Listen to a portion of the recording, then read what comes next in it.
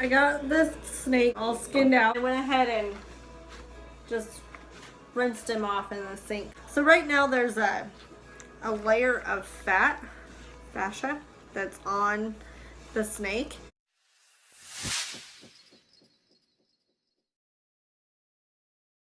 Like right now you can see how his skin is rolling in.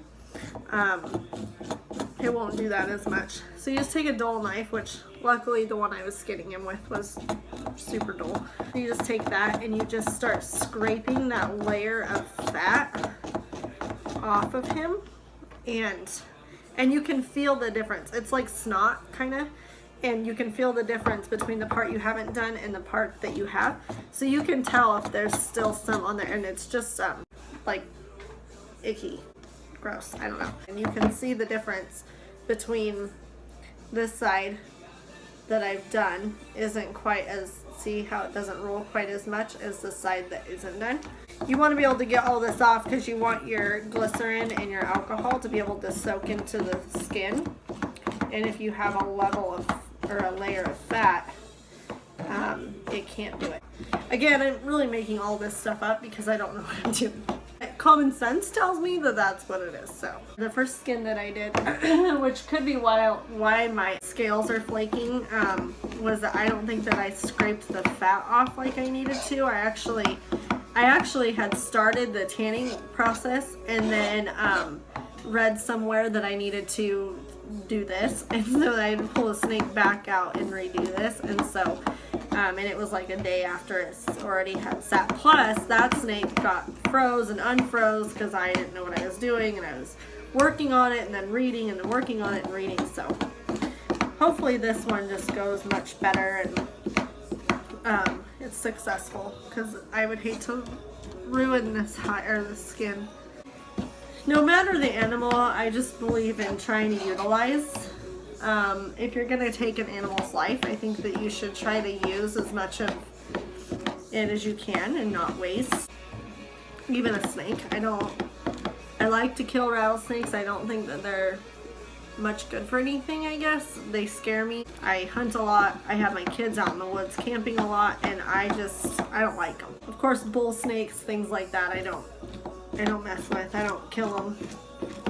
I just try not to have anything to do with them. But rattlesnakes, I don't like that they can take a life, and so they're more to me like a predator. So Rafe shot this snake last night and posted it on Facebook that he had killed it with this picture of it, and I immediately texted Sarah, his wife, and said, I want that snake. And Rafe is not a fan of snakes, but he went back where he shot it and got it for me. And Sarah brought it to work this morning. So I was pretty stoked about that. So you can actually see, I think I can right here, but you can actually see all the fat in those divots there. Oh, there's a lot on here. Oh, really gross. I've never eaten a snake, which is another thing you can do with them. To me, it looks like there isn't a lot of fat, or a lot of meat on them, that they're pretty fatty. Dude, you are so fat. Ugh.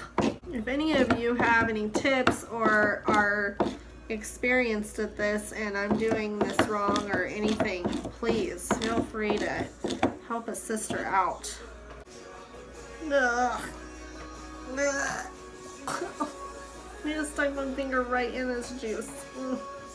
I think a huge part of my problem is that I hate rodents, like, more than anything. Rodents and ticks. I'm not a huge fan of either one. And the fact that these eat rodents and I'm touching all this, not good.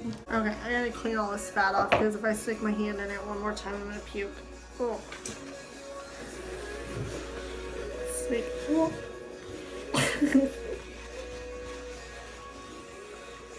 Oh my god, this is terrible. Oh, I just see all the rats and ugh. Okay, now where am I?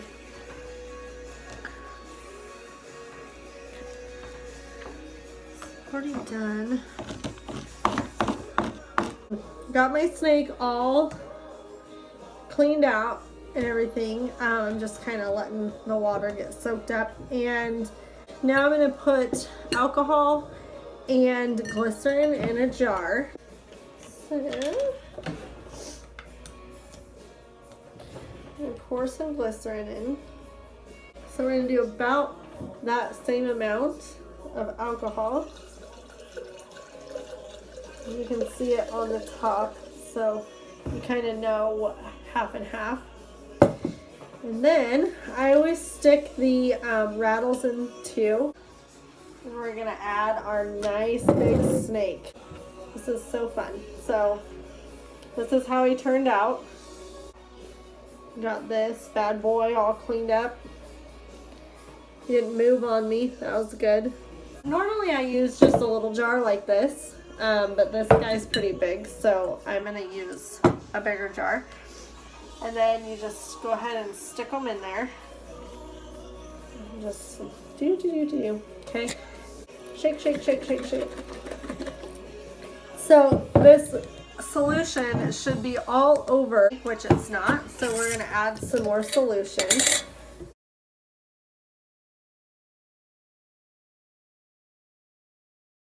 So the glycerin is actually what keeps the skin pliable, so that you can move it around, sew it, and do whatever you need to with it. Okay, so we're gonna keep our snake in here. Now this water does turn color, like you'll see it becomes dingy looking.